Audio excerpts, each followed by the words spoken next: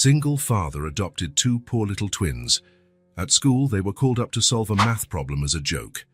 But their intelligence shocked the entire school. The alarm rang at 5:30 a.m., as always. Grant stretched out his arm in the dark, found the button and silenced the irritating noise that pulled him from a dreamless sleep. His routine awaited him, relentless and predictable. Black coffee, a quick shower, a tailored Italian suit, a silk tie. 42 years old, a civil engineer and owner of Morrison Construction, Grant Morrison lived a life worth millions but felt utterly empty. Monday, meeting with investors. Tuesday, construction site inspections. Wednesday, contract closings. An endless series of days that all felt the same. But that Thursday morning, something was different. A familiar yet sharper ache settled in his chest as he passed through the living room of his penthouse and saw the framed photo on the mahogany shelf. The picture showed him and Nora, his 8-year-old daughter, on one of the rare weekends he'd managed to take off from work. She was smiling, holding up an honor certificate, her arms around his neck. It was 2 years ago, back when they were still a family. Now Nora lived on the other side of the country, in a smaller city on the East Coast, with her mother and her mother's new husband. A man who probably knew what her favorite school subjects were, which cartoons she watched, what her dreams and fears were, things Grant had never taken the time to discover. Grant picked up his phone and, for a moment, considered dialing the number he rarely used, but it was 6:15 a.m. on the West Coast, which meant 9:15 there. Nora would be in school. And his ex-partner, Sarah, had made it clear that unscheduled calls disrupted their daughter's routine. Instead, he opened the messaging app and played the audio he'd kept saved for months. Nora's voice, sweet but growing more distant each time he heard it, echoed in the silent apartment. "Hi, Dad. I hope you're doing well and that business is going fine. I wanted to tell you I won the school science fair. My solar energy project got first place. Mom said you'd be proud, but that you're really busy right now. Maybe you can call me when you have time. I have a lot to tell you." The words, "when you have time," cut like a blade. Grant remembered the last phone conversation they'd had about a month ago, when he'd had to hang up midway because an important client was on the other line. Nora had started to tell him about a school project, and he'd mumbled something about calling her back. He never did. Now, alone in that penthouse overlooking the bay, Grant wondered when he'd become the type of father whose daughter had to schedule a time to speak with him. The private elevator took him straight down to the underground garage, where his black BMW 7 Series was waiting. All the way to the office, he was on the phone with architects, discussing the details of a project worth $80 million. At Morrison Construction, which occupied 3 entire floors of a building in the city's financial district, the hours dragged by in meetings about contracts, residential towers, shopping malls, all very profitable, all very important for maintaining the empire he'd built. In the afternoon, his associate Marcus casually mentioned weekend plans. "We're taking the kids to the zoo. Little Sarah can't wait to see the pandas. What about you, Grant? Any special plans?" Grant mumbled something about reviewing business proposals. Marcus nodded with the polite expression of someone who already knew the answer. At 7:30 p.m., he finally headed down to the garage. The route home was always the same. Along the main avenue, through the financial district, past the expensive restaurants where he sometimes dined alone, and past the luxury residential buildings where people like him lived, successful, busy, and essentially lonely. But that night, a long red light forced him to stop at an intersection he usually sped through. That was when he saw them. On the other side of the street, near the entrance to a subway station, 2 small girls were sitting on an upside-down cardboard box. In front of them, on an improvised tray, were neatly arranged rows of colorful candies and a few chocolate bars. Grant wasn't the kind of man who noticed children on the street. Having lived alone for 2 years, he'd developed a sort of selective blindness to anything unrelated to business. But there was something about these 2 girls that made him turn right instead of going straight when the light turned green. He parked the BMW a few blocks away and walked back. The girls were identical, dark brown hair, messy and dirty, in clothes that had once been colorful but were now stained and torn, with worn-out shoes barely protecting their small feet. They didn't look older than 6, Yet there was a seriousness and weariness in their eyes that didn't match their age, the look of those who knew the streets, hunger, fear. "How much are the candies?" Grant asked, stopping in front of the tray. The two looked at each other quickly, a silent communication only twins develop. $1 each," said the girl on the left in a clear voice. "The chocolate bars are $3. Grant rifled through his wallet. "I'll take 2 chocolate bars." While one of the girls carefully set aside the sweets, the other watched him with a curiosity that reminded him of Nora when she was smaller, the same direct way of observing adults. "Do you work in those big buildings?" she asked, pointing toward the financial district. "I do. I'm an engineer." The girl who'd picked out the chocolate handed him the bag. "Thank you, sir." Grant took the change she offered, but something made him hesitate. "What are your names?" "I'm Willa," the first girl answered. "And this is Junie. We're twin sisters." Grant felt something strange in his chest. 2 girls, almost the same age as Nora. For a moment, he imagined his own daughter out there, alone, helpless. The pain was almost physical. "And are you out here by yourselves?" They exchanged looks again. Willa answered carefully. "We take care of ourselves. We're responsible."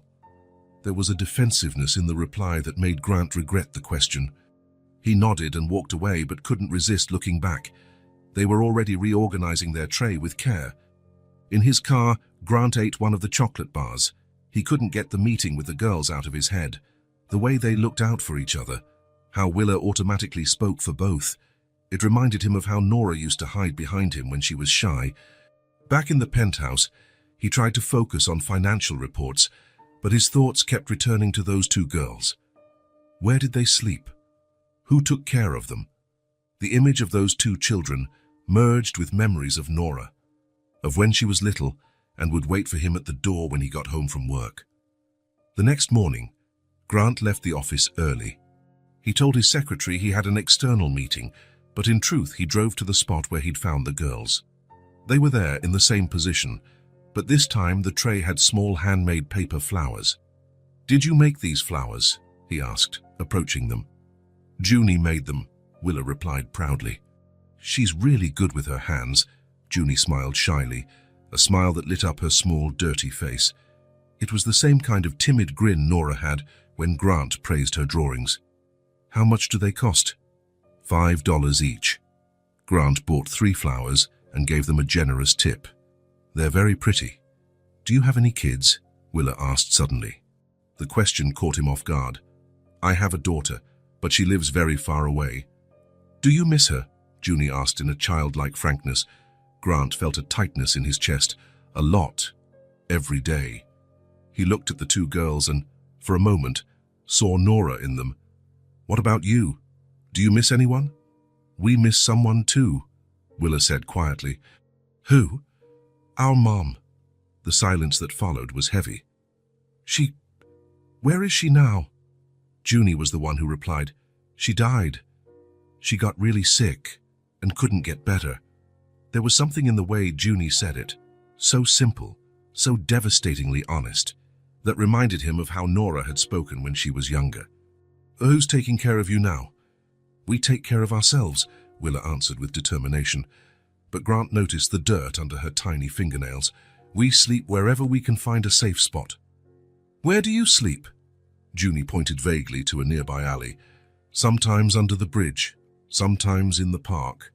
Depends on where the police won't bother us." Grant felt something cold settle in his stomach. 2 6-year-olds sleeping on the streets. "And when it rains?" "We hide wherever we can," Junie answered simply. "Have you eaten today?" "We did," Willa replied, but Grant noticed how she swallowed hard. "How about we go to that diner over there?" They hesitated. Willa looked at the candy tray, worried about leaving their work. "You can bring the tray, we'll keep it in my car." At the diner, Grant watched how the girls behaved and felt his heart tighten. Willa cut half of her sandwich and offered it to Junie, an act that reminded him of how Nora used to share her ice cream with him when she was little. "You two take really good care of each other," Grant commented. "We only have each other," Willa replied with a seriousness that no 6-year-old should possess. "And is there anyone who helps you sometimes?" Mrs. Martinez runs a place where kids can stay sometimes, Junie said. But we can't always go there. Grant felt his heart shatter. And you don't have anyone else? Any relatives? No, Willa said softly. It was just Mom and us, and now it's just us. When they returned to their selling spot, Grant bought more flowers and candy. He said goodbye, but he couldn't concentrate on his afternoon meetings. That night, alone in his 5-bedroom penthouse, Grant once again played Nora's voicemail. For the first time, he could imagine other children's voices filling that deadly silence, voices of 2 girls who needed someone just as much as he needed to feel needed again. He looked around his massive apartment, enough space for an entire family, wasted on the solitude of a man who had forgotten how to be a father. And now there were 2 children sleeping on the street, while he had empty rooms and a growing need to fill the void Nora had left behind. On Monday, he returned to the same spot. The girls were there, but something was worse. Junie had a scratch on her arm, and both looked dirtier and more exhausted. Willa was trembling slightly. It had been a cold night. Where did you sleep last night? Under the bridge, Willa replied. But there were some drunk men there, so we had to leave in the middle of the night. And then? We stayed awake in the park until sunrise, said Junie, rubbing her tired eyes. Grant stayed with them for an hour, talking about small dreams. For the first time in months, he felt useful, necessary. The girls listened to everything he said with an attention Nora no longer gave him. They depended on him, looked forward to his arrival, seemed happy when he showed up. He learned that Willa wanted to be a doctor, to help sick people like Mom, and that Junie dreamed of having a house with a yard to plant real flowers. Simple dreams that echoed the dreams Nora had once shared with him. When he got up to go back to the office, he carried something completely new in his chest. He saw in them reflections of his own daughter, the connection he had neglected. But more than that, he saw an opportunity to be for them the father he hadn't managed to be for Nora, a chance to start over, to fill both their emptiness and his own. On Tuesday, he came back, and on Wednesday, and on Thursday. Each day, Grant bought more candies and flowers than he needed, always leaving generous tips. The girls began to smile when they saw him approaching, and he felt something he hadn't felt in a long time, the joy of being anticipated, of being important in someone's life. He discovered that Willa was the more practical one, always calculating how much money they needed. Junie was more of a dreamer, always creating new flowers, always imagining what it would be like to have a real family, and Grant started imagining too. He imagined what it would be like to teach Willa how to ride a bike, how Junie would react to having a bedroom all her own, what it would be like to have 2 little girls running through the corridors of his penthouse, filling that empty space with life and laughter. On Friday of the 2nd week, as he said goodbye to them, Junie timidly asked, "Are you coming back on Monday?" "I am," he answered, feeling his heart tighten at the hope in her eyes. "That's good," Willa whispered, and the small smile she gave him filled a little piece of the emptiness he'd carried since Nora moved away. Grant drove home that night knowing something fundamental had changed. These 2 girls were filling a space in his heart he'd thought was dead. They made him feel needed, important, loved in a simple, genuine way he'd forgotten was possible. 2 twin girls needed more than his casual generosity. They needed a home, security, someone to love them unconditionally. And he needed them as much as they needed him. He needed to fill the void Nora had left behind, to feel like a father again, to have a reason to come home besides silence. And for the first time in a long time, Grant wondered if he could be exactly what they needed, and if they could be exactly what his empty life was desperately craving. Grant never imagined 3 weeks could feel like an eternity. After deciding to seek custody of the girls, each day had been a race against time and bureaucracy, interviews with social workers, home inspections of the penthouse, background checks, medical exams, mandatory childcare courses. Grant tackled every step with the same determination he applied to his most complex projects, but this time, the results mattered far more than any contract. The last visit from the social worker, Mrs. Chen, had been the previous afternoon. She walked through every room of the penthouse with a critical eye, checking if it was suitable for 2 children. Grant watched anxiously as she took notes on her clipboard. examining the safety locks on the windows he'd installed, the cleaning supplies locked away in cabinets, the fully stocked first aid kit in the kitchen. "Mr. Morrison," she finally said, "considering your stable financial situation, the suitability of your residence, and the clear bond you've developed with Willa and Junie, I'm recommending approval of temporary custody. You'll receive the official documentation tomorrow." Grant had to sit down. After so many weeks of uncertainty, of sleepless nights imagining the girls exposed to the cold and danger, he could finally take them off the streets. Now, on Friday morning, he was standing at the entrance to the subway station, where he met them every day, holding the official papers in a leather folder. Willa and Junie were in their usual spot, the tray of candies neatly arranged in front of them, but something in their faces seemed different, more tense, as if they sensed something was about to change. "Good morning, girls," Grant said, approaching cautiously. "Good morning," they replied in unison, but Junie shrank slightly behind her sister. Grant took a deep breath. Over the past few weeks, he'd rehearsed this conversation dozens of times, but now that the moment was here, words felt inadequate. I have something important to talk to you about," he began, sitting in the plastic chair that had become his usual spot. "You know I care a lot about you, right?" They both nodded but stayed quiet. "And you know I don't like the idea of you sleeping on the streets, especially when it's cold or when there are dangerous people around." "We take pretty good care of ourselves," Willa said automatically, though her voice lacked its usual conviction. "I know you do. You're both very brave and responsible, but—" Grant paused, searching for the right words. "What if I told you that you don't have to take care of yourselves anymore?" Junie tilted her head, curious, but Willa frowned. "What do you mean?" Grant opened the folder and showed them the documents. "I got permission to take care of you. Officially. It means you can come live with me, have your own rooms, go to school, and not have to sell candy on the street to eat." The silence that followed was deafening. The two girls exchanged that silent twin communication, but this time Grant could read their expressions clearly. Longing, fear, distrust, hope, all mixed into one emotional tangle that broke his heart. "For how long?" Willa finally asked, always the practical one. "Forever, if you want, but for now it's temporary, to see if we get along living together." "And if we don't get along?" Junie's voice was almost a whisper. Grant felt a lump in his throat. "Then we'll find a better solution, but I don't think it'll go wrong. I really want to take care of you." They exchanged another look. Grant could see the internal battle, the struggle between wanting security and being afraid to trust another adult after so many months on their own. "Can we bring our stuff?" Junie asked, pointing to the worn backpack they always carried. "Of course, and we'll buy new things too. Clothes, toys, books, whatever you want." "Toys?" Willa repeated the word like it was a strange concept. "Your children," Grant said gently. "Children deserve toys." After a few more minutes of hesitation and practical questions, where they would sleep, what kind of food they'd have if they could go out whenever they wanted, the girls agreed to go with him.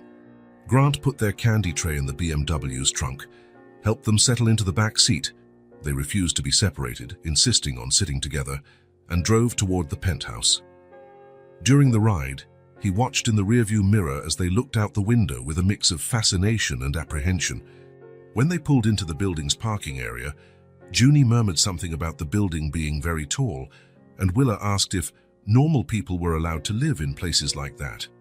In the elevator, Grant noticed how the girls clung to each other, clearly overwhelmed by the sudden shift in their lives. When the doors opened directly into the penthouse, they stood still for a long moment, just looking. "This is our home now," Grant said, trying to sound natural despite the emotion threatening to overwhelm him. He guided them through the living room, pointing out each area, but noticed how they stayed close to one another, touching as little as possible. It was as if they feared touching something might break the spell and send them back to the streets. "Do you want to see the bedrooms?" Grant asked. Over the last 2 weeks, he had transformed 2 of the vacant rooms. In the first, he'd placed a pale pink canopy bed, a white desk, shelves filled with children's books, and a dresser with new clothes. The second room was similar but in lavender tones, with art supplies spread out on the table and colorful origami hanging from the ceiling. "This one's for you, Junie," Grant said, opening the door to the lavender room. "I thought you might like the art supplies." Junie's eyes went wide, but she didn't go in. She just stood in the doorway as though the room might vanish if she moved too quickly. "And this one's for you, Willa." Grant opened the door to the second bedroom. Willa also stayed at the threshold, but Grant noticed how her gaze lingered on the books on the shelves. "You can change anything you don't like," he quickly added, worried about their silence. "They're your rooms now." Can we sleep in the same room?" Junie asked in a small voice. "Of course. We can push the beds together, or you can choose one room to share." "Junie has nightmares sometimes," Willa explained. "I take care of her." "And I take care of Willa when she worries," Junie added. Grant felt his heart clench. "Then we'll figure out a way for you both to stay together and feel safe." They decided to push the two beds together in Junie's room, which was larger. Grant helped move the furniture, and for the first time since they arrived, the girls smiled. Small, tentative smiles, but genuine. The rest of the day passed in a mix of caution and discovery. Grant showed them how everything worked in the kitchen, made it clear they could eat anything they wanted, any time. When Willa timidly asked if she could take a bath, Grant realized it had probably been months since they'd had access to hot water. Of course, there are clean towels in the cabinet, a new shampoo and soap in the bathroom. They took turns showering, leaving the door ajar so they could communicate. Grant stayed in the living room, listening to the sound of running water and the occasional low laughter, the first truly childlike sounds he'd heard from them. When they came out of the bath, in clean clothes with shiny hair and pink cheeks, Grant almost didn't recognize them. They really were just two little children, despite the forced maturity that life on the street had placed upon them. At dinner, Grant prepared spaghetti with tomato sauce, something simple he hoped they'd like. They ate slowly, still automatically splitting everything, but he noticed Junie's little gasp of delight when she tasted the homemade sauce. "Is it good?" he asked. "Really good," Junie replied, and for the first time, she looked him in the eye while speaking. After dinner, they insisted on helping with the dishes. Grant watched them work in perfect sync, Willa washing, Junie drying, talking softly to each other. The sound of their voices echoing in the kitchen created an atmosphere the penthouse had never known, one of home, of family. Later, as he tucked them into bed, they'd chosen matching pajamas from the drawer full of new clothes, Junie asked, "Grant." "Yes?" "You're not going to change your mind tomorrow, right?" Grant sat on the edge of the bed and looked at the two girls snuggled together. "No, Junie, I'm not going to change my mind. You're safe here." "What if we break something?" Willa asked. "Things can be replaced or fixed. You two are far more important than any object." He stayed with them until they fell asleep, watching how their faces relaxed for perhaps the first time in months. When he finally left the room, leaving the door ajar as they'd asked, Grant went to the living room. The penthouse felt different. It wasn't just the scattered toys or the small clothes drying in the bathroom. There was something deeper, a new energy, a life that had never existed there before. For the first time in years, his home truly felt like a home. Grant sat on the couch and looked around the living room. Small signs of the girls' presence were everywhere. Their worn backpack carefully placed in a corner, a drawing Junie had done in the afternoon, stuck to the fridge, the faint scent of child's shampoo still lingering in the air. He thought about calling someone to share this monumental change, but realized he had no one. Marcus would probably think he'd lost his mind. Sarah? Well, Sarah would be surprised, but also concerned about his motivations. And Nora was far away, living her own life with people who truly mattered to her on a daily basis.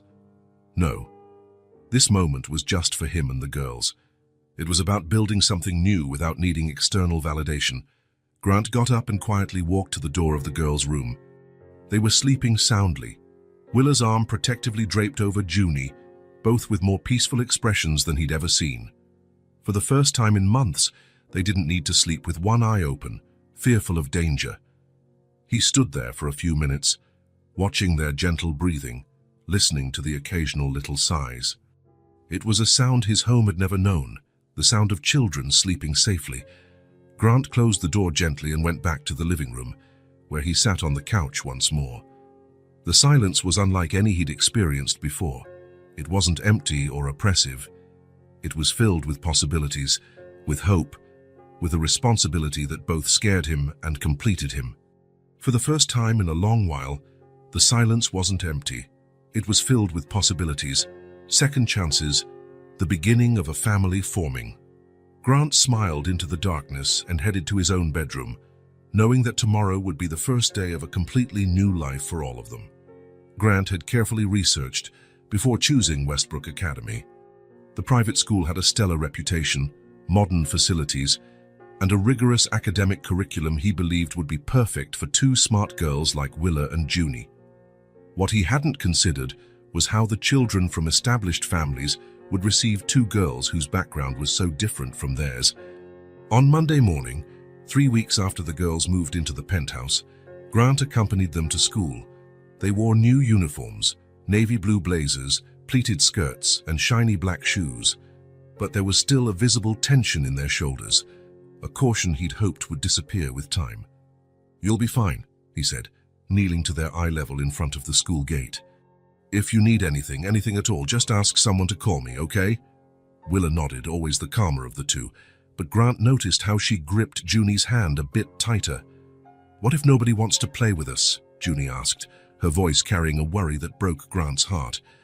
"Then you play together like you always have," he answered gently. "But I'm sure you'll make friends. You're both special girls." He watched them walk toward the main building, their new backpacks swaying on their small shoulders. Feeling a pang of concern he tried to ignore. They talked about school, about how it would be different than living on the streets, but maybe he hadn't prepared them or himself enough for all the challenges to come. The first week passed without major incidents. The girls came home quietly, and when Grant asked about their day, they gave general responses. It was good. The teachers are nice. The cafeteria food is good. He attributed their reserve to a natural adjustment period. It was in the second week that things began to change. Grant first noticed in the small details. Junie, who had started to speak more openly at home, went back to being quiet during dinner. Willa, always organized, began taking longer to pack her backpack in the morning, as though she dreaded going to school. On Wednesday, he found Junie quietly crying in the bathroom before bed. "What happened, honey?" Grant asked, sitting on the bathroom floor next to her. "Nothing," she mumbled, but her tears told a different story. "Junie, you can tell me anything. I promise I'll try to help." She looked at him with those big, sad eyes. "It's just, some girls at school said things." "What kind of things?" "They said Willa and I are street girls and that we shouldn't be there. They said you're only taking care of us because you feel sorry for us." Grant felt a cold anger surge in his chest. "Junie, look at me. I'm not taking care of you out of pity. I'm taking care of you because I love you. And those girls are wrong. You have every right to be at that school just like any other child." But even as he said the right words, Grant knew children could be cruel in ways adults rarely imagined. On Friday, the situation escalated. Grant was in the office when he got a call from the school. It was Mrs. Patterson, the assistant principal. "Mr. Morrison, I need you to pick Junie up early today. There was an incident during recess." When Grant arrived at the school, he found Junie sitting in the infirmary, tear-stained and with mud on her clothes. Willa was beside her, holding her hand and glaring furiously at anyone who came near. "What happened?" Grant asked, kneeling in front of Junie. "A few fifth-grade girls pushed her into the mud," Willa explained, her voice trembling with anger. "They said she doesn't bathe anyway, so what difference did it make?" Mrs. Patterson, who had walked Grant to the infirmary, cleared her throat uncomfortably. "We've already spoken with the other students involved. They've been warned about bullying." "Warned?" Grant turned to her, trying to control his rage. "My daughter was humiliated and assaulted, and they just got a warning. Mr. Morrison, I understand your concern, but we have to follow our disciplinary protocols. The girls involved come from important families in the school community, and mine don't," Grant interrupted. Mrs. Patterson hesitated, and in that hesitation, Grant saw the truth. To her, to the school, to that community, Willa and Junie would always be those street girls he had rescued. They would never truly be accepted. Grant took the girls home early that day. During the ride, They remained silent in the back seat, and he could feel their disappointment and pain. At home, he made hot chocolate and sat with them at the kitchen table. "I want you to tell me everything," he said gently. "From the very first day, don't leave anything out." What followed was a cascade of small cruelties that had accumulated over the weeks. Children moving away when they approached. Whispers about how they smelled different or looked dirty, even after a bath. Comments about how Grant must be getting paid by the government to take care of them. Systematic exclusion from playgroups. Jokes about how they probably knew how to steal, since they lived on the streets. Each story was like a punch to Grant's gut. He'd thought giving the girls access to the best education would be a gift, but it was turning into a daily torture. "Why didn't you tell me sooner?" he asked when they finished. "We didn't want you to be mad," Willa said softly, "and we thought maybe if we held on, they'd stop." "But they haven't stopped," Junie added. "It just keeps getting worse." Grant felt his heart break. He'd tried to give the girls everything they hadn't had: safety, comfort, opportunities. But he'd inadvertently placed them in an environment where they were constantly reminded they didn't belong. "I'm going to talk to the principal," he said. "I'll make sure this stops." "It won't work," Willa said with a sad wisdom. "They'll just be more careful so the adults don't see." Grant knew she was right. Prejudice was rarely defeated by administrative meetings. That night, after the girls went to bed, he stayed in the living room, sipping whiskey and feeling utterly lost. He had faced complex negotiations and built a business empire from scratch, overcoming challenges that seemed impossible. But he didn't know how to protect two little girls from the casual cruelty of other children. He walked to the window and looked out at the city lights. Somewhere out there, other families were dealing with their own problems, other kids facing their own battles, but that didn't make Willa and Junie's situation any less painful. Grant considered pulling them out of that school and finding another, but he knew the problem wasn't unique to Westbrook Academy. It ran deeper: how society viewed kids like them, prejudice that existed long before they were born. He returned to the kitchen table, where 3 cups of hot chocolate had grown cold. The kitchen, which had become the heart of his new home, suddenly felt smaller, weighed down by the tears shed earlier. Grant washed the cups slowly, the sound of running water the only noise in the silent house. When he finished, he dried his hands and looked around the kitchen, which had become a symbol of his new family life. 3 weeks ago, he'd thought giving the girls a home would be the biggest challenge. Now he realized it was only the beginning. Protecting them, not just physically, but emotionally, would be a battle that could last for years. He went up the stairs quietly and stopped at the door of the girls' room. They slept huddled together, as they did whenever they felt anxious or afraid. Even in sleep, they seemed to be shielding each other from a world that insisted on reminding them they were different. Grant stood there for a long time, watching their soft breathing, silently promising to find a way to make their lives better. He had taken them off the streets but still needed to find something even more precious, a place they could truly belong. Frustration followed him to his own bedroom, where he lay awake until dawn, planning ways to protect 2 little girls from a world seemingly bent on hurting them simply because they'd started life under different circumstances. As hard as he tried, Grant couldn't escape the thought that maybe love alone wasn't enough to protect them from everything, and that realization haunted him more than any nightmare ever could.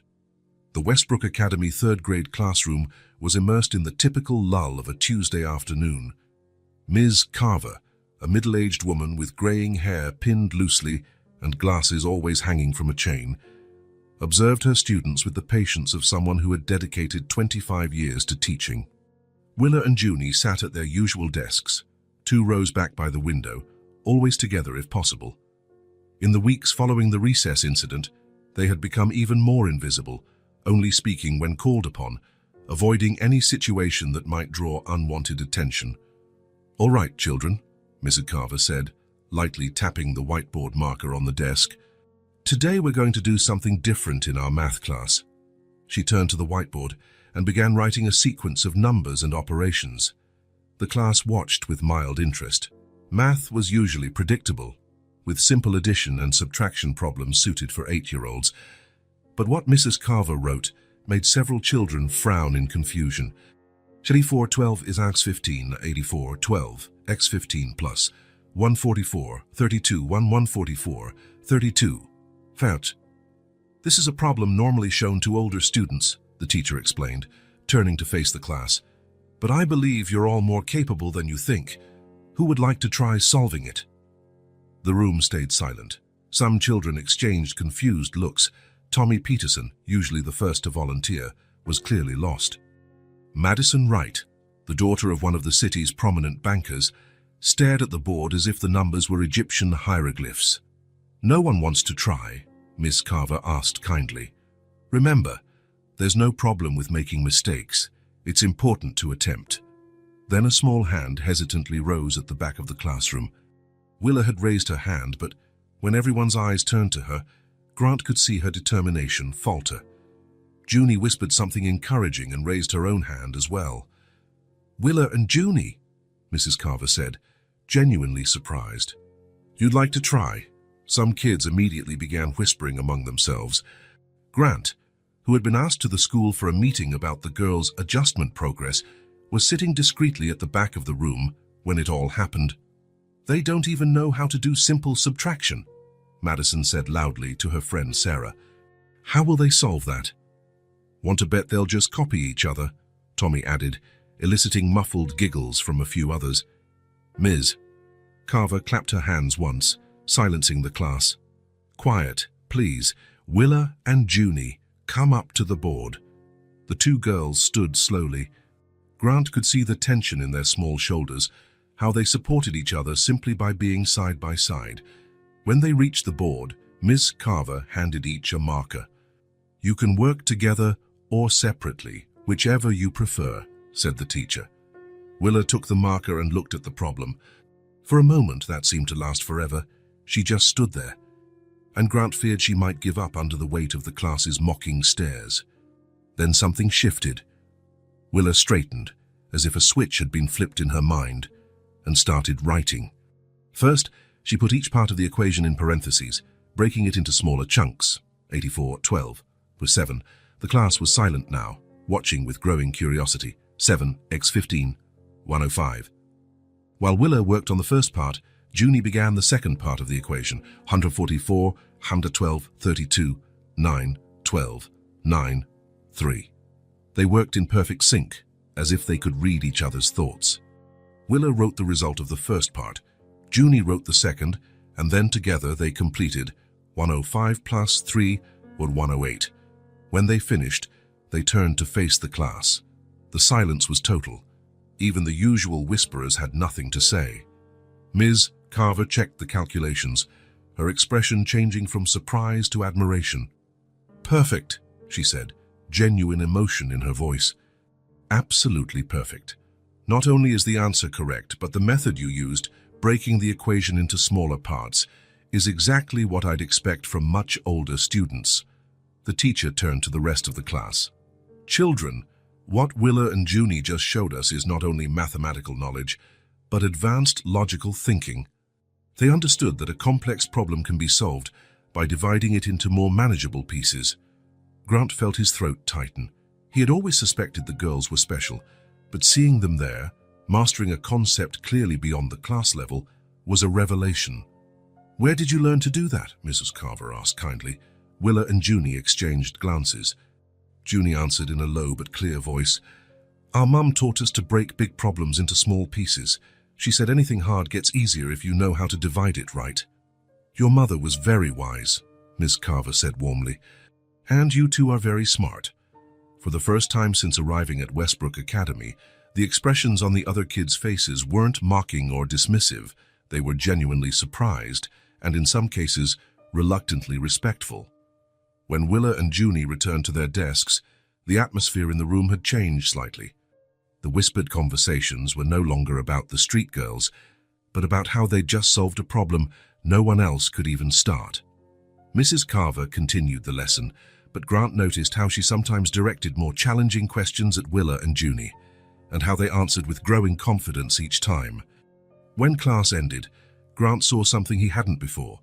Some kids lingered, eyeing Willa and Junie curiously rather than with the usual hostility. It wasn't acceptance yet, but it was the start of something different. Miss Carver approached Grant once the room was empty. "Mr. Morrison, could you spare a few minutes?" "I'd love to talk to you about Willa and Junie." Grant nodded, his heart racing slightly. Discussions with teachers hadn't been positive in recent weeks. "Mr. Morrison," Mrs. Carver began, tidying some papers on her desk, "I must be honest with you. When the girls first arrived, I was concerned. Not because they were different, but because I didn't know how to integrate them properly." Grant felt a familiar tightness in his stomach. "But today," she went on, "they completely astonished me. And it wasn't the first time. I've been observing them for weeks, and something extraordinary is happening." "Extraordinary, Miss?" Carver sat in her chair and gestured for Grant to do the same. "Mr. Morrison, in 25 years of teaching, I've rarely seen children with the intellectual capacity Willa and Junie have displayed. I'm not just talking about math, it's the way they process information, make connections, solve problems." She opened a folder and showed Grant some of the girls' work. "Look at this essay Junie wrote about family. The emotional depth, the structure, the vocabulary. It's years ahead of what I'd expect from a 6-year-old. And this science project Willa presented about how plants grow, she not only grasped the basic concept, but linked it to math, geography, and even economics." Grant examined the papers, feeling a mix of pride and amazement. "Have they always been like this?" "I suspect so, but they probably never had the chance to fully show it before. What impresses me is not just raw intelligence, but the maturity of their thinking. They approach problems like little scientists." Miss Carver leaned forward, her expression serious. "Mr. Morrison, these girls need additional stimulation. The regular curriculum, even at a school like ours, won't challenge them enough. They need advanced materials, complex projects, opportunities to explore their natural curiosity. What do you suggest?" "First, books. Lots of books at various difficulty levels.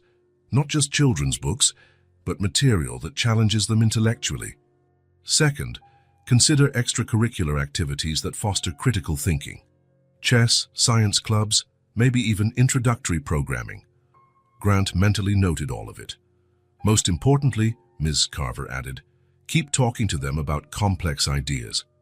They soak up information like sponges, but more than that, they want to understand how and why things work the way they do.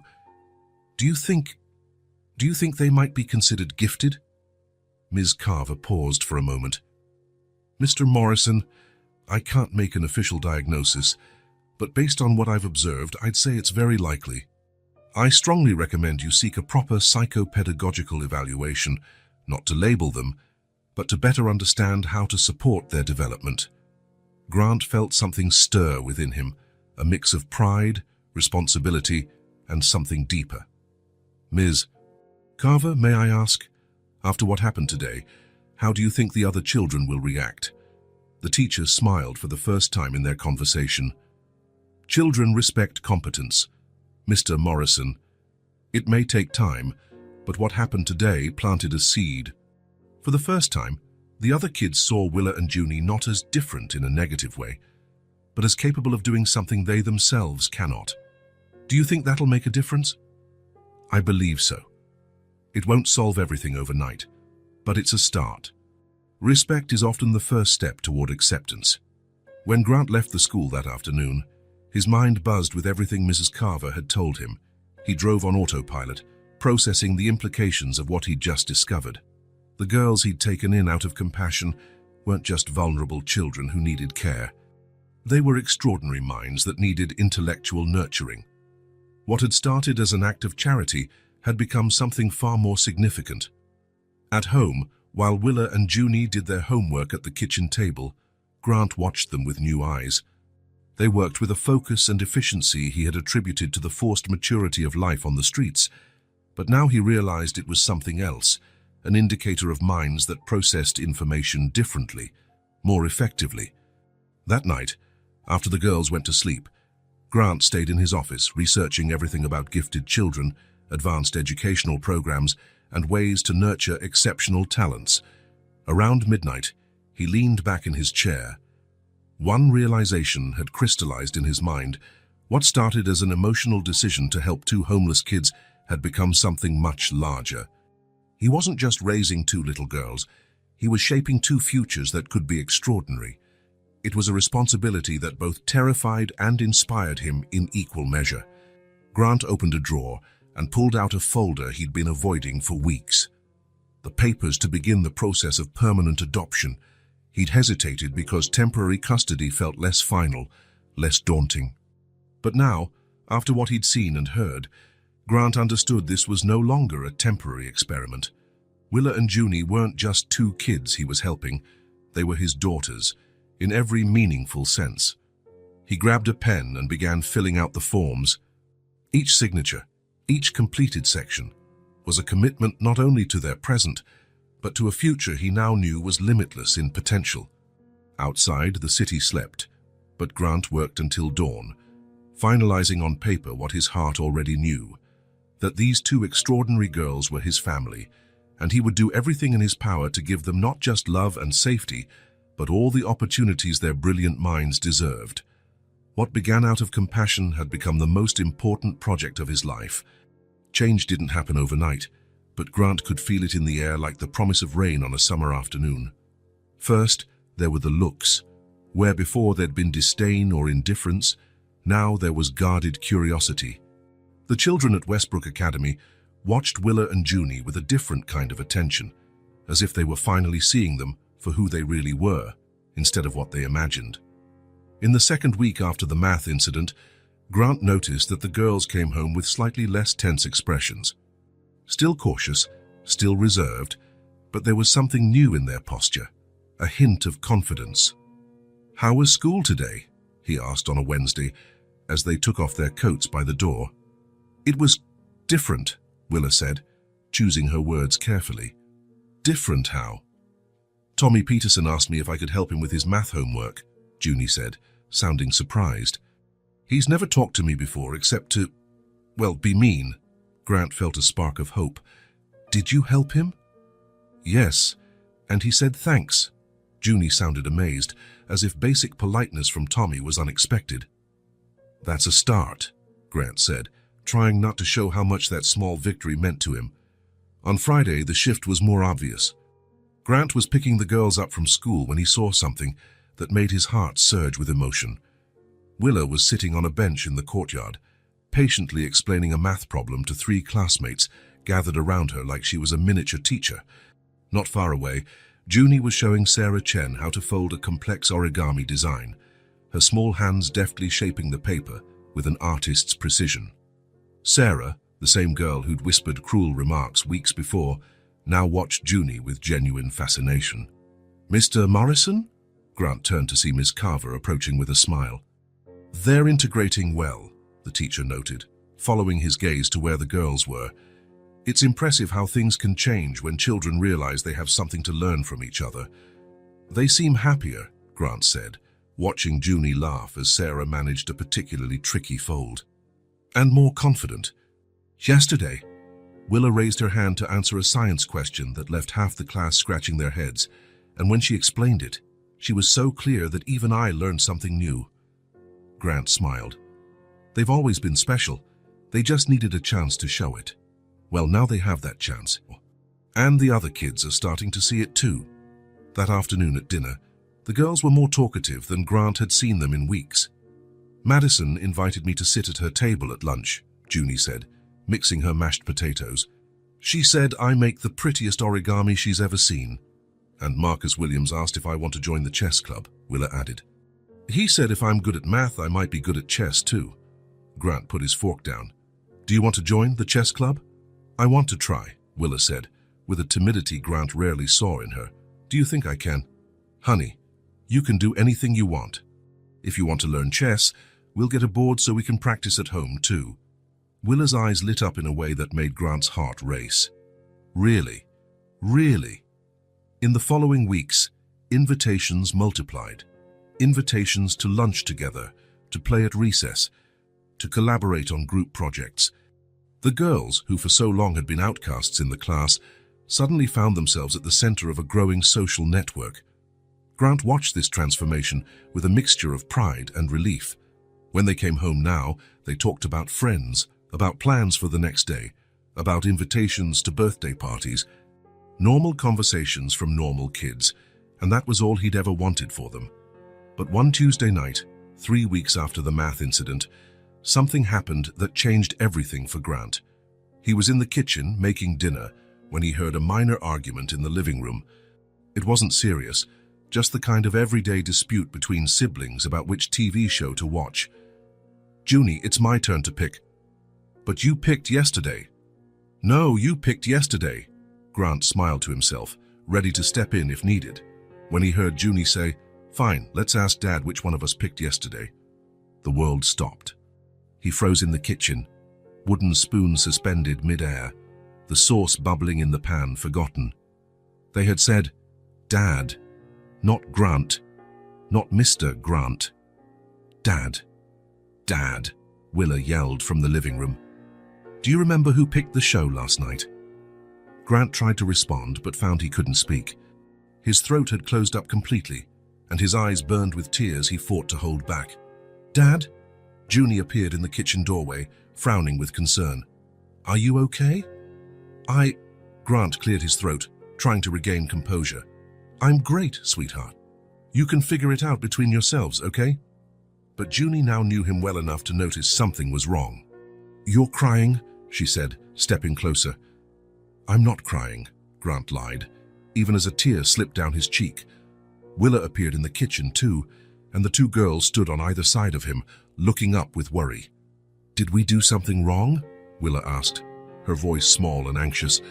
Grant knelt down so he was at their eye level, unable to hold back the tears any longer. "No, you didn't do anything wrong. You did something very, very right." "What?" Junie asked, confused. "You called me Dad." The two looked at each other, and Grant saw the exact moment they realized what they'd done. "That's how we think of you," Willa said simply. "You're our dad. You take care of us, protect us, love us," Junie added. "Isn't that what dads do?" Grant pulled them into a hug, not bothering to hide the tears anymore. "That's exactly what dads do," he murmured against their hair. "And you two are my daughters. My special girls." They stayed that way for a long moment, huddled in the kitchen while the forgotten sauce bubbled on the stove. Grant felt as if something fundamental had clicked into place, like a missing piece that had finally been found. When they finally let go, Junie looked at him with that surprising seriousness she sometimes had. "You never had a real family before, did you, Dad?" The question caught him off guard. I had you two, and I have a daughter, Nora, who lives far away." "But you were alone before we arrived," Willa said. It wasn't a question. It was a statement. Grant admitted. "We were alone too," Junie said. "But now we have you." "And you have us." "And we have each other," Willa added. Grant smiled through his tears. "We do. We're a family." "A real family," Junie affirmed. That night, after the girls went to bed, Grant stayed in the living room a long time, letting what happened sink in. For the first time in his adult life, he felt part of something greater than himself. He wasn't just a provider or caretaker, he was a dad, in the deepest sense of the word. But there was a shadow over his happiness, a persistent awareness that the family he'd found still wasn't complete. Somewhere across the country, Nora was growing up without him, living her own life with people filling roles he should have filled. Grant looked at the photo on the shelf where Nora smiled at the camera in a picture that felt like it belonged to another century. 3 important people in his life, 2 who called him Dad and slept safely upstairs, and 1 who barely remembered what it was like to have him around. He picked up his phone, looked at it for a long moment, then set it down again. Not tonight. Tonight was for savoring what he'd achieved, for letting himself feel the pure joy of finally having a functioning family. But a part of him knew he'd soon have to make a decision about Nora. Willa and Junie had given him something he'd never had before. A true home, a real family. And maybe, just maybe, there was a way to bring Nora into that family too. For now, though, Grant contented himself with sitting in the quiet living room, listening to the soft sound of 2 little girls sleeping safely upstairs, knowing that for the first time in a long while, he was exactly where he should be. He was a dad. They were his daughters. They were a family. And for now, that was enough. Grant had rehearsed his words 1,000 times. For 3 days straight, ever since Willa and Junie had first called him Dad, he'd stared at his phone, mentally dialing the number he knew by heart, imagining how he would start the conversation. "Sarah, it's me. Sarah, we need to talk. Sarah, I know I have no right, but..." Every opener sounded inadequate, too small for the weight of what he had to say. How do you ask forgiveness for years of neglect? How do you explain that you finally understand what it means to be a father, but only because two girls who weren't biologically yours had taught you? It was a Thursday night. Willa and Junie were in their room doing homework, their soft voices drifting down the hallway as they discussed math problems. Grant was in his office, staring at the phone like it was an alien artifact. He had spent the entire day at work unable to focus on anything. Important contracts waited for his signature. Multi-million-dollar projects needed his attention, but all he could think about was Nora, how she'd grown up without him, how his own words, "when I have time," had become an insurmountable barrier between them. His life had changed so drastically that sometimes he stared at his reflection in the mirror, looking for physical signs of the transformation he felt inside. The man who had become Willa and Junie's dad was fundamentally different from the man who lost Nora by always being too busy. But the question that haunted him was, is it too late to apply what he'd learned? Grant picked up the phone, dialed the first few digits, and hung up. He did this 3 times before finally letting the call go through. The phone rang twice before someone answered. "Hello?" Sarah's voice was exactly as he remembered, soft, melodic, but with a cautious edge that hadn't been there when they were married. "Sarah, it's me, Grant." A pause. Grant imagined Sarah glancing at the clock, frowning, wondering if something had happened for him to call outside their arranged monthly phone times, when they happened at all. "Grant, is everything okay? You never call at this time." "Everything's okay. I wanted to talk to you. About Nora. About us. About a lot of things." Another pause. Longer this time. "Grant, if this is about money or changing child support..." "It's not about money," Grant interrupted, maybe with more urgency than intended. "Sarah, I know I have no right to ask for anything. I know I messed it all up, but I miss her. I miss our daughter." The silence on the other end was so long, Grant wondered if the call had dropped. "Grant," Sarah said finally, her voice softer now, "you've always missed her. The problem was never that you didn't miss her. The problem was you never did anything about it." The words stung, but Grant knew they were true. "I know," he said. "I know I made a mess of things. I know I was a terrible father. But..." He stopped, searching for the right words. "Something has changed in my life, Sarah. I've changed." "What changed?" Grant glanced toward the hallway, where he could hear Junie asking Willa about a science project. "I learned what it really means to be a dad." Sarah laughed, but it wasn't a happy sound. "Grant, you've been a father for 8 years. A bit late for that realization, don't you think?" "Yes," he admitted. "It's late, maybe too late. But I had to call you because I finally understand what you were trying to tell me all those years." "And what was I trying to tell you?" "That being present isn't just physically being in the same house. That love isn't what you feel, but what you do. That kids need you not when you have time, but when they need you." Another silence, and Grant continued. "Sarah, I'm not calling to ask for us to get back together. I know that time is gone. I know you've made a new life. And Nora has a family that's probably better than anything I could have offered back then." "Then why are you calling?" Grant took a deep breath. "Because I want to try to be the father she deserves, even if it's late, even if it's hard, even if she doesn't want me." Sarah's voice sounded different now, more thoughtful, less defensive. "Grant, what happened? You sound different." "I adopted 2 girls," he said simply. "Well, I'm in the process of adopting them. They're 6, twins. They were living on the street." "You adopted?" "They taught me things about myself I never knew. They taught me what it means to put someone ahead of work, ahead of business, ahead of myself. Grant could hear Sarah breathing on the other end. "And now you want to apply those lessons to Nora. I want to try if she wants, if you'll allow it." "Grant." Sarah paused, and he imagined her running a hand through her hair, a habit she had when thinking something through. "Nora asks about you sometimes, more than you might think." Grant's heart clenched. "She does. She asks if you're okay, if you still work so much, if you still remember her." "God, Sarah. Of course I remember her. She's my daughter. I know that, but she doesn't know that. For her, you're the person who was always too busy, who always had some more important meeting." Grant closed his eyes, bearing the full weight of his mistakes. How do I fix that? "I don't know if you can," Sarah said honestly. "But maybe you can build something new. Would she be willing to see me?" Another long pause. "Grant, I'll be honest. Robert is a wonderful father to her. He's present, involved. He never misses a recital or a parent-teacher conference. Nora loves him." Grant felt that familiar stab of envy and regret. "But," Sarah continued, "she also knows she has another father. And I've never spoken badly about you to her, even when I was angry.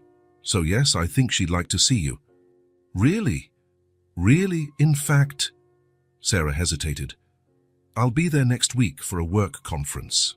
I could bring her with me, if you'd like." Hope flooded Grant like a tidal wave. "You'd do that? I can go slow, no pressure. Maybe just lunch or an afternoon." "She wants to see you, Grant. She always has." Grant had to sit down. His legs suddenly seemed unable to hold him. "Sarah, I don't know what to say." "Say that you'll really be there this time, not just physically but emotionally, that she'll have your full attention." "She will," Grant promised, "all of it." "And Grant, these girls you adopted, will Nora meet them?" Grant hadn't considered that. "If she wants to, if you think it's appropriate. I think it would be good for her. She's always wanted siblings." When Grant hung up 20 minutes later, his hands were shaking. He sat in his office a long time, taking in what had just happened. Nora would be there next week. His daughter, whom he hadn't seen in 6 months, would be here in his home, meeting Willa and Junie. The office door opened softly, and Junie stood at the threshold. "Dad, are you okay? You look different." Grant looked at her, one of the 2 little girls who'd taught him what it meant to be a father, and smiled. "I'm great, sweetheart. Actually, I have some news to share with you and Willa." "What kind of news?" "My daughter, Nora, will be coming to visit us next week." Junie's eyes widened. "Your other daughter, the one who lives far away?" "Yes, you'll get to meet her." Junie ran back to the bedroom, and Grant heard excited chatter between her and Willa. A few minutes later, they both appeared in the office. "Is it true Nora's coming?" Willa asked. "It's true." "Will she like us?" Junie asked, her voice full of a familiar anxiety. "She'll love you," Grant said, conviction in his tone. "Just like I do." The following week, Grant was more nervous than he'd ever been in any major deal. He tidied the house 3 times, bought enough groceries for an army, and changed clothes twice before Sarah and Nora arrived. Willa and Junie were almost as nervous as he was. They'd picked out their nicest outfits and were acting unusually formal, as if preparing to meet royalty. When the doorbell rang, Grant took a deep breath before opening it. Sarah stood there, older but still beautiful, smiling nervously, and next to her, Nora had grown so much that Grant barely recognized her. She was taller, her hair longer, and her eyes, those eyes, were more serious than he remembered. She wore a blue dress and held a small backpack against her chest. "Hi, Dad," she said, and her voice was more mature, more guarded than he'd expected. "Hi, sweetheart," he replied, kneeling down to her level. "You've grown so much." "You look different, too," she said, studying him curiously. Sarah smiled. "I'll pick her up at 5, okay? Have fun." When Sarah left, Grant, Nora, Willa, and Junie were left standing in the living room in a mix of uncomfortable expectation and nerves. "So," Grant said finally, "these are Willa and Junie. Girls, this is Nora." "Hi," Willa and Junie said in unison, clearly rehearsed. "Hi," Nora answered, her eyes shifting between the two girls with curiosity. Lunch was initially tense. Nora answered questions politely, but there was a distance in her responses that broke Grant's heart. She seemed to be observing everything: how he interacted with Willa and Junie, how they behaved with him, how this new family dynamic worked. It was during dessert that something changed. Junie was talking about school, about how she and Willa were starting to make friends. When Nora asked, "Were you sad before coming to live here?"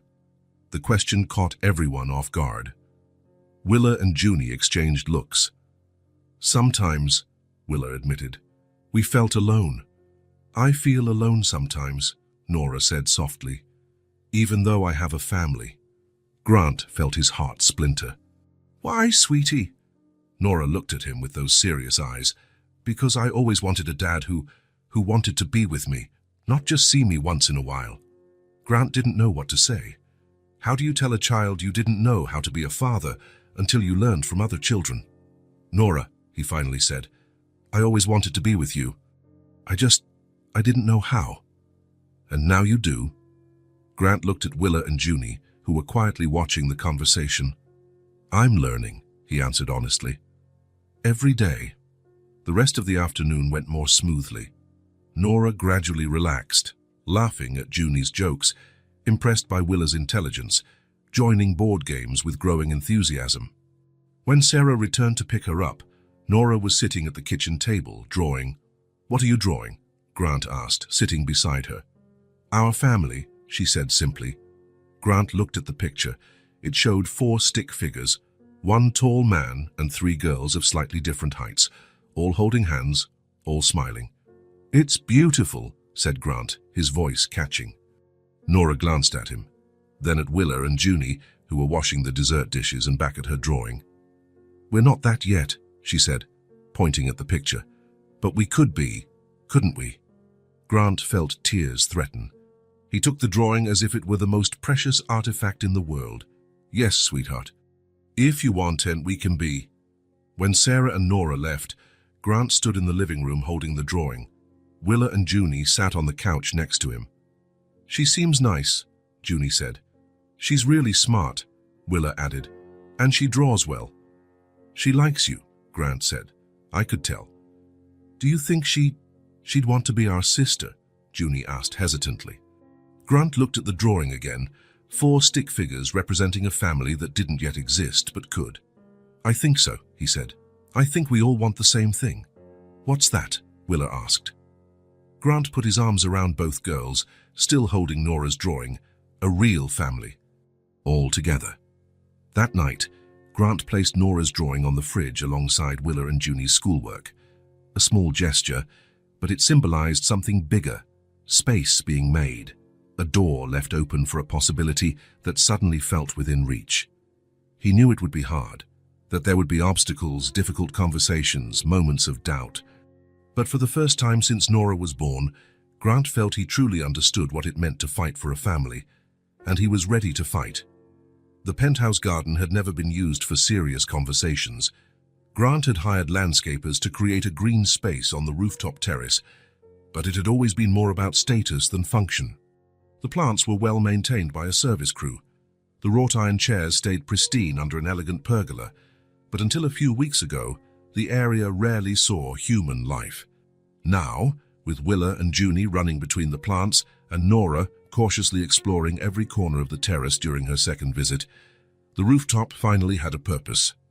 The girls were across the way, near a small fountain, talking quietly while Junie taught Nora to fold another origami figure. Sarah was sitting in one of the chairs, watching the girls with a thoughtful expression Grant recognized from their married days. It was the same look she'd have when she was sorting through something important in her mind, organizing her thoughts before speaking. "Grant," she said, not taking her eyes off the girls, "can we talk?" He sat in the chair next to her, feeling a familiar tension settle between them. It wasn't hostility. Those days were gone. But there was a cautious formality that would always be there now. "Sure," he answered. Sarah was silent for a moment, watching Nora laugh when Junie folded a more elaborate paper bird than the others. "She's different here," Sarah said at last. more relaxed, more free. Grant looked at Nora, who was trying to replicate Junie's complex fold. Different how? At home, she's more reserved, more careful, like she's always making sure to be the perfect daughter. And here she doesn't have to be perfect. Sarah turned to look directly at him. Here she can just be a kid. Maybe because Willa and Junie let her. Grant nodded, unsure how to respond. He'd noticed the same thing, how Nora seemed lighter when she was playing with the twins, as though an invisible weight had been lifted from her shoulders.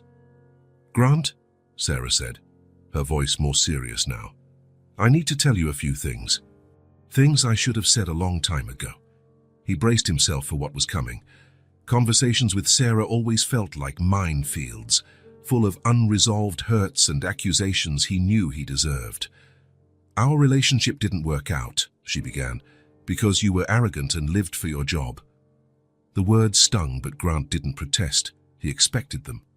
I was alone, Grant. Completely alone. Married, but alone.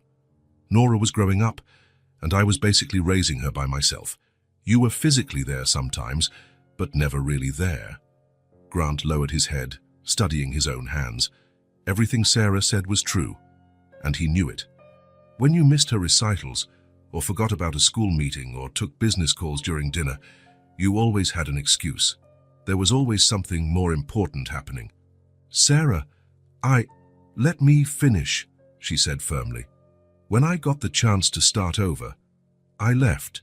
I took the transfer to the East Coast, moved with Nora, and yes, raised our daughter the way I felt was best. When I met Robert, I married him because he was everything you weren't. Present, dedicated, interested in being a dad. Grant felt the old pang of jealousy and regret, but stayed quiet. And all these years, I carried anger. Anger that you wasted our family. Anger that Nora grew up wondering why her father didn't want her around. I always wanted her around, Grant said softly. No, Grant. You wanted her around when it fit your schedule. There's a difference. Silence stretched between them. Across the garden, they could hear the girls laughing, an oddly fitting soundtrack for a conversation about a lost and found family. Sarah took a deep breath before continuing. But now, she paused, analyzing his face. But now you're a different man. Grant looked up to see her studying him with an expression he couldn't decipher. I see it in the way you look at Willa and Junie. I see it in the way they look at you. I see it in the way Nora is responding to you now. Sarah, you've changed, Grant. Truly. And I have to admit that part of me is angry about that too. Angry. Angry that you needed other children to learn how to be a father to your own daughter. The raw honesty of Sarah's words hit Grant like a punch to the gut.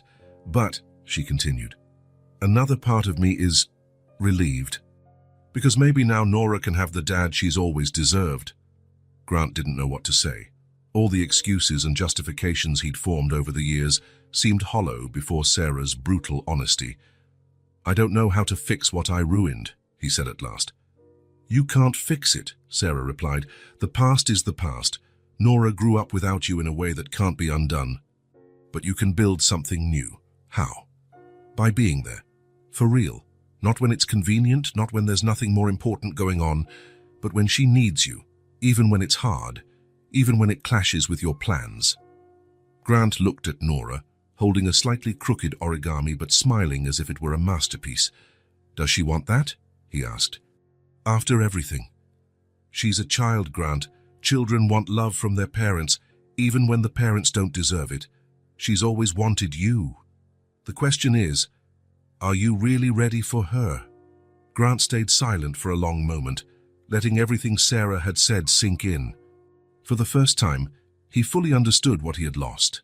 Not just a marriage, man, but years of his daughter's life he would never get back. I can't go back, he said. No. And I can't promise to be perfect. No one's asking for perfect. We're asking for present. Grant looked at Sarah, this woman he had loved and lost by his own arrogance and neglect. Why are you giving me this chance? Sarah gave a sad smile. Because I see how Nora looks at Willa and Junie. She wants sisters. She wants to be part of something bigger, and maybe she can have that with you, in a way she never could with us. What do you mean? Robert is a wonderful father, but Nora will always be the daughter he emotionally adopted. With you, she can be part of something being built from scratch, something where she's not just an addition but a fundamental piece. Grant understood. Nora could be part of the family he was building with Willa and Junie, not as a visitor, but as a central member. That means you'd have to be genuinely present. It means real shared custody, not just sporadic visits. It means Nora could spend summers here, holidays, have her own room, be part of Willa and Junie's daily life. The thought was both thrilling and terrifying. What if I fail again? Sarah looked him straight in the eye. Then you'd break your daughter's heart in a way that might never be repaired. So you have to be sure, Grant. Absolutely sure you're ready to put her before everything else.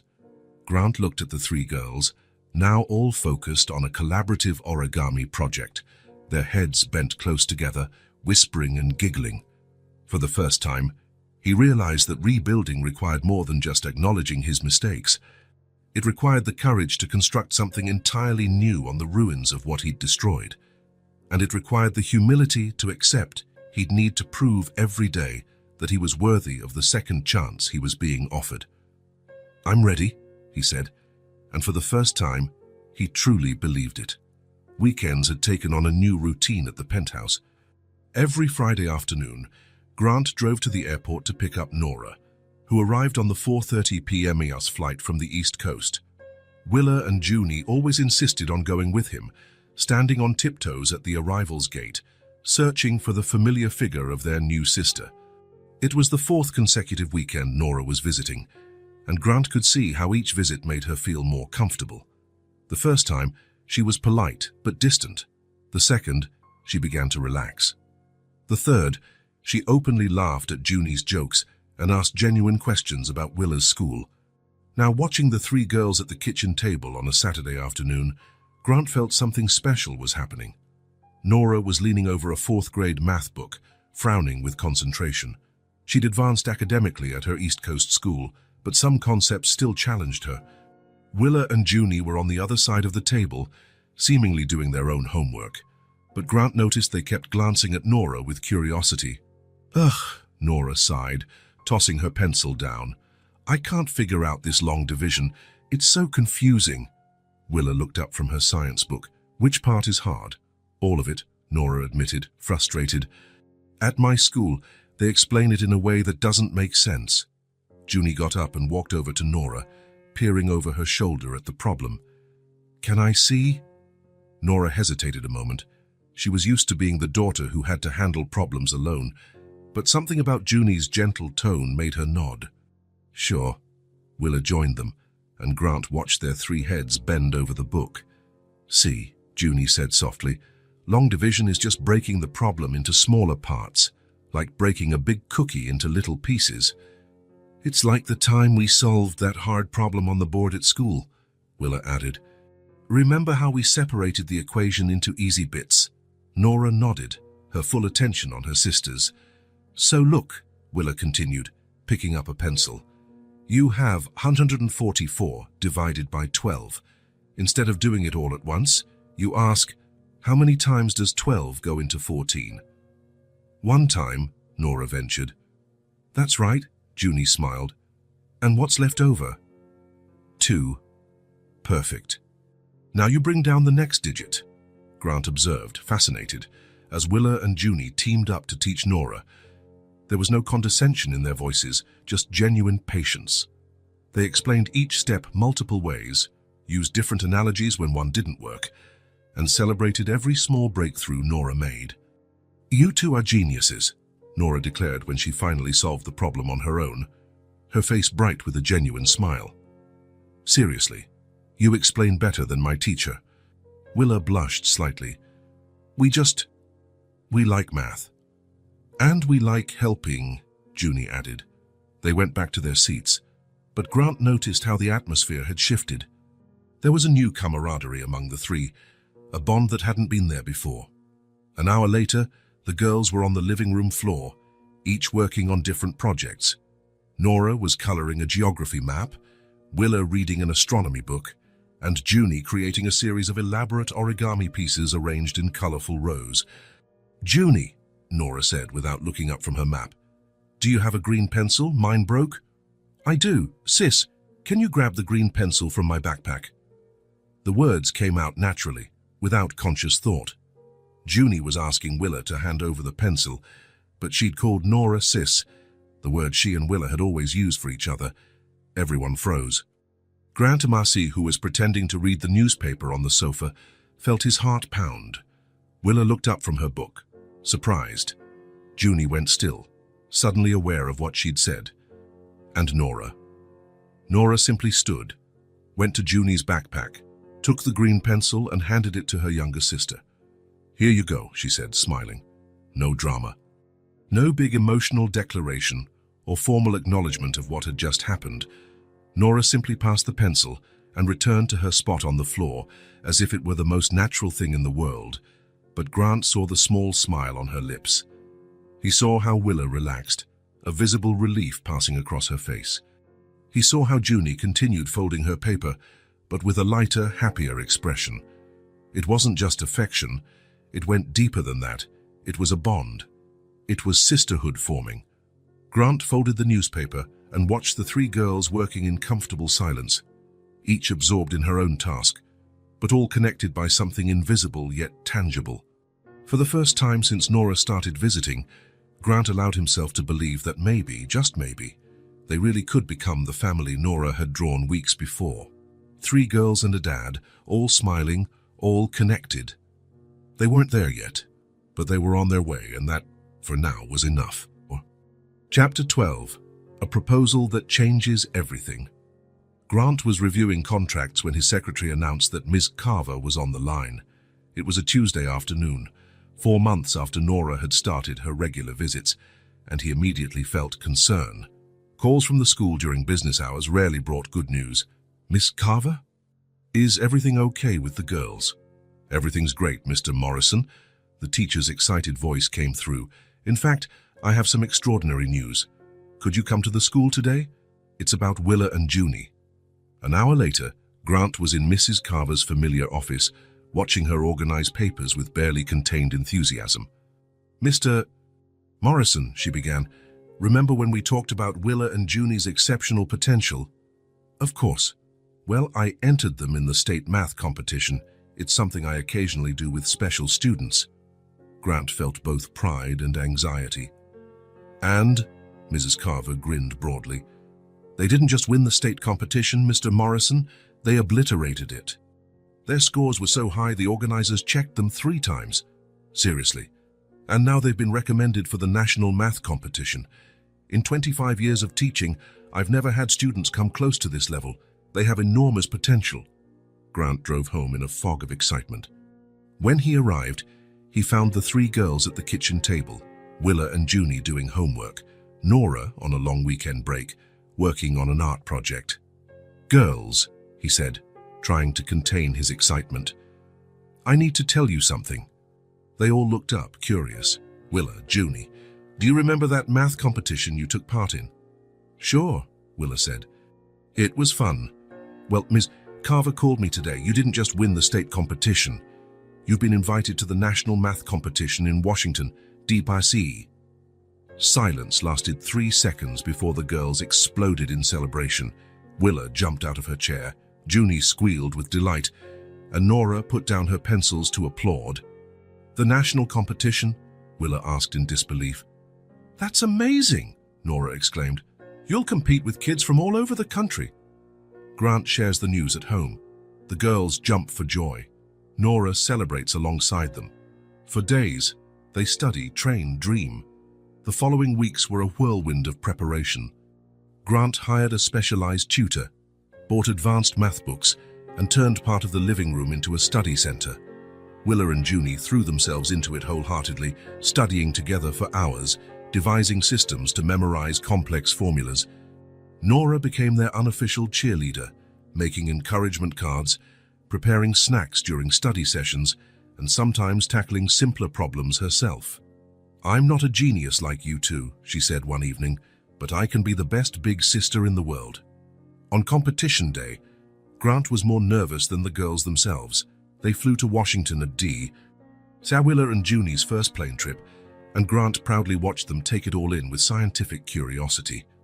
"Dad," Willa asked as the plane took off, "do you think our mum would be proud of us?" The question surprised Grant. The girls rarely mentioned their biological mother. "I'm absolutely sure," he replied honestly. The competition was held at an auditorium of a prestigious university. Hundreds of kids from across the country filled the space. Grant sat in the audience with Nora, watching Willa and Junie confidently take their seats, surprisingly calm. "They look so small," Nora whispered. "But they're gigantic," Grant replied. The competition lasted 3 hours. Grant watched them work, occasionally exchanging encouraging looks. They didn't seem stressed, rather, it looked like they were right where they belonged. When the results were announced, Grant had to restrain himself from shouting. First place in the pairs category, Willa and Junie Morrison. The auditorium erupted. Grant felt tears well up as he watched his girls go on stage to receive their trophy. They hugged each other, laughed, and waved at him and Nora. "They won," Nora said in disbelief. "Our sisters won." On the way back to the hotel, Grant made a spontaneous decision. "Who wants pizza?" "All of us," the three exclaimed in unison. They found a family pizzeria. For the next hour, Grant watched his 3 daughters laugh, tell jokes, and relive competition moments. Willa imitated one of the judges, Junie demonstrated how she solved problems using napkins, and Nora took pictures. "For the family album," she explained. When the waiter offered to take a photo of them all, Grant didn't hesitate. They squeezed into a booth, Willa and Junie holding the trophy, Nora hugging her sisters, Grant hugging them all. "Family," Nora shouted when the waiter said, "Cheese," and they all burst out laughing. The victory belonged to Willa and Junie, but what they were celebrating was something bigger, the strength of a family built by love. A few months later, life had settled into a routine Grant never thought possible. Mornings began with the organized chaos of 3 girls getting ready, quiet music over breakfast, laughter in the halls. The penthouse, once a mausoleum of empty success, now pulsed with life. Grant had finalized the legal adoption. He was officially Willa and Junie's father. Nora kept visiting on weekends, each visit feeling more natural than the last. On the living room wall, a new framed photo, the 4 of them at the park, smiling, hugging, as though they'd always belonged together. The photo from the D.C. Pizzeria captured a moment of pure joy. During a casual Thursday dinner, Willa looked around the table and said, "Dad, this is our crazy family." Grant looked at his 3 girls, 2 who had arrived from the street, 1 returning after years away, and smiled. "Crazy," he agreed, raising his glass of juice. "Imperfect, and mine." "Ours," all 3 corrected at once, laughing. They toasted with orange juice, celebrating something more precious than any champagne could honor. Watching his daughters clear the table, cheerfully humming a made-up tune, Grant knew he had finally found what he'd been searching for without even knowing. It wasn't success, it wasn't money, it wasn't recognition. It was this moment. The feeling of being needed,